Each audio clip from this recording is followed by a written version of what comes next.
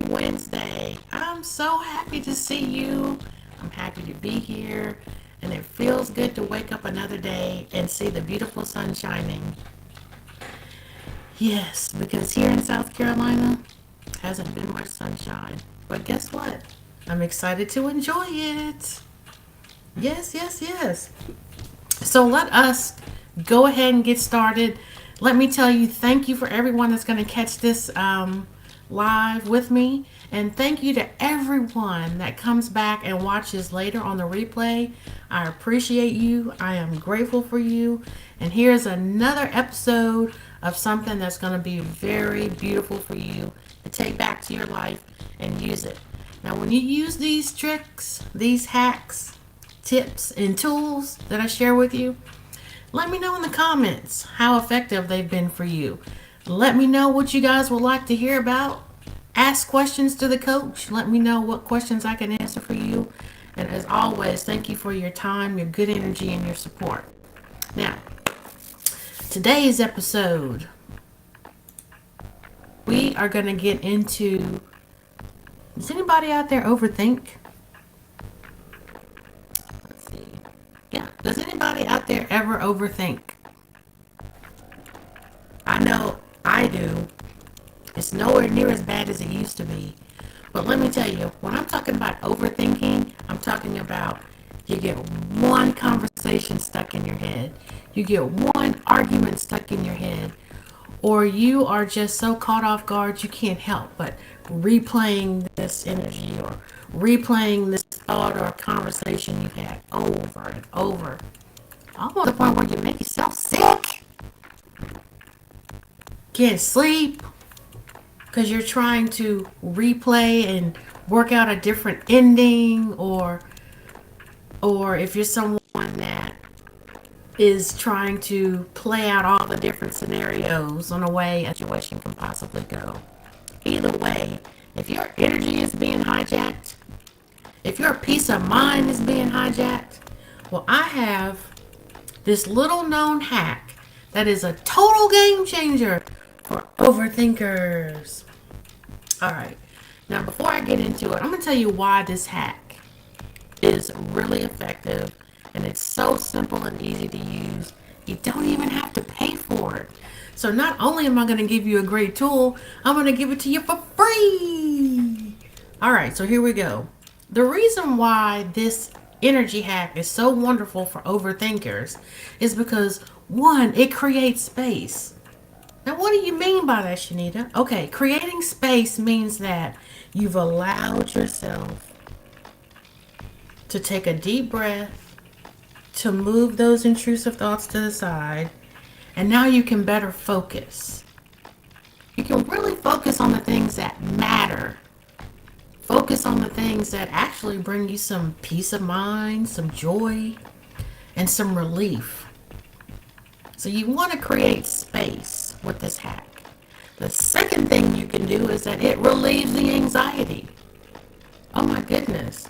Calling back your energy from that conversation, that argument, or that situation or circumstance, or that person that just really got under your crawl space. It reduces the anxiety so that you can better function. Who wants their stress level and their mental on 100? I know I don't. I can do that all by myself, right? Because I overthink. I will overthink a shade of blue.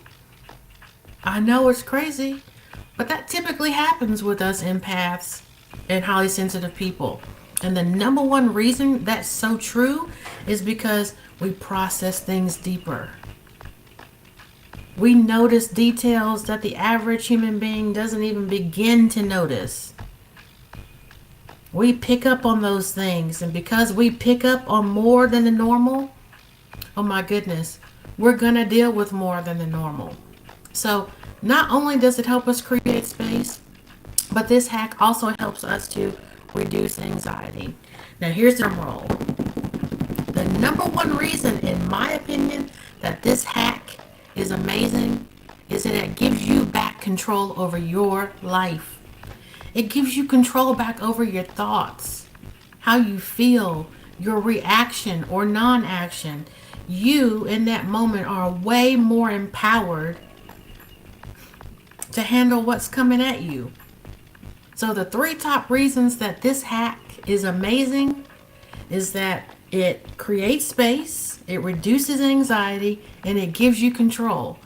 Now you say, this is wonderful, Shanita. Now what is this hack? Well, this hack is simply called thought parking. Thought parking. Thought parking. And it's so simple when you think about it. Now let's say, for example, you got a long day from doing whatever. You get home and it's like, even though my body is physically home, I'm still miles away when this situation happened with this coworker. I can't believe this person said this or did this. And it's like several hours later, you're ready to go to bed now, and you still are figuring out or trying to figure out what the heck happened, or I can't believe this happened, right?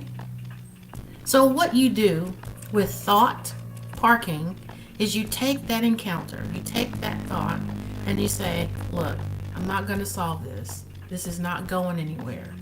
So you imagine a big parking lot, a big empty parking lot. And each thought that is trying to take over or hijack your life, you turn it into a car. You get to choose the car. It can be fancy. It can be a raggedy, dusty old hoopty. It's your choice. And you put that car, that thought, in a parking spot. You just drive it on over to that parking space. And here, we want these thoughts. All right, so you take the thought, you put in a parking spot, and you say, I'm just going to leave that there for a moment. I'm going to go over here, I'm going to get my rest, and then I'm just going to see where it happens.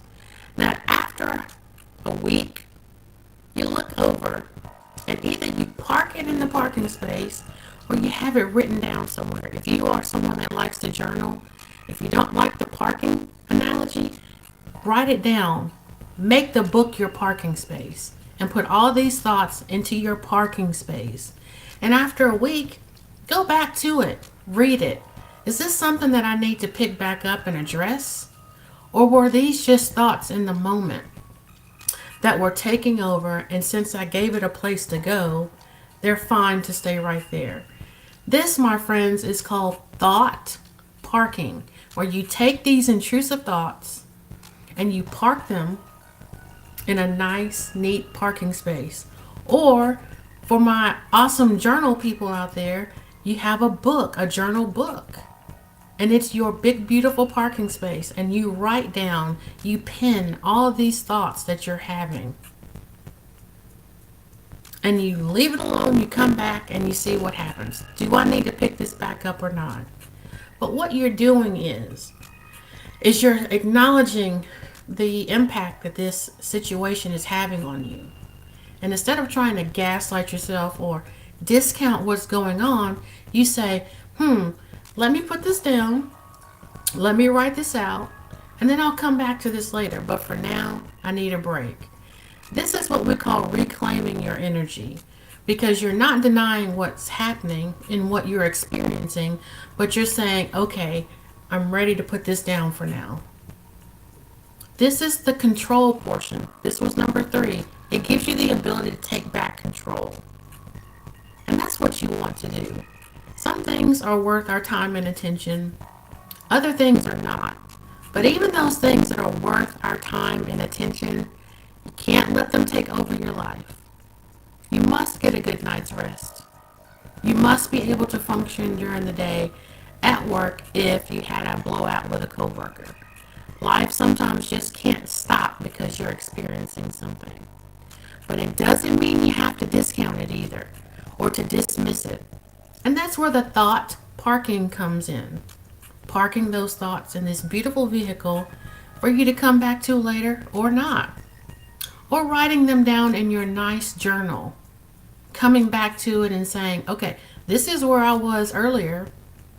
Is this something we still need to pursue? So that's the beauty of the thought parking. And then when you write it down, when you acknowledge it, the intensity of it begins to shrink. Because it's one thing I want you all to always notice: when you are feeling something, when your body and your mind are experiencing something, allow yourself to grow through it. Allow yourself to process it. Don't dismiss it, because the energy only gets more intense. And our goal for these things are to reclaim our energy, to bring back to us the peace that we had before this incident happened. How do I reclaim that? Well, thought parking is a big game changer for people like us who overthink. Having a way to acknowledge the feelings, to experience the feelings, but to remain in control of the feeling. This is what thought parking will do for us. And I hope it's a game changer for you. Let me know down in the comments what you think. Is parking your thoughts or writing them out good to help you stop overthinking in the moment? Giving you the ability to go back to it if you want to or need to? What do you think about that? Let me know if it reduces your anxiety. This is such good stuff, and I'm so excited to share it with you. I want us all to create more space in our life, more space to grow, more space to just be who we are and to develop and nurture our authentic beauty. Getting to know ourselves better. And then here's the one other thing I love about this thought parking hack.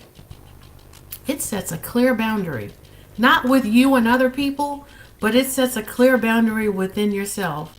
Listen, Shanita, I love you, but we got to go over here and get this rest. So just put this thought to the side for now. Go park it over here. And if we need to, we'll come back to it. But right now, we need this rest.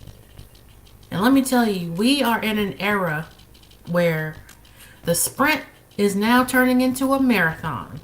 And if we can't get behind taking deep rest seriously, self-compassion seriously, being in attunement with ourselves and who we are, what our genuine needs, wants, and desires are, then we're going to struggle a lot. So make sure you use this life hack, thought parking. Tell me down in the comments what you think. I hope this helps everybody, and I'm so looking forward to spending more time with you and sharing these amazing tools. Don't forget, go to IamFutureFocused.com, sign up for my monthly newsletter for exclusive content and tips and tools, and also check out my new blog spot, Resourcery. Now, Resourcery is where a little cool resources and a little magic come together and make great transformation. All right, guys. Thank you so much for being here. I love y'all, and I'll see you soon. Bye.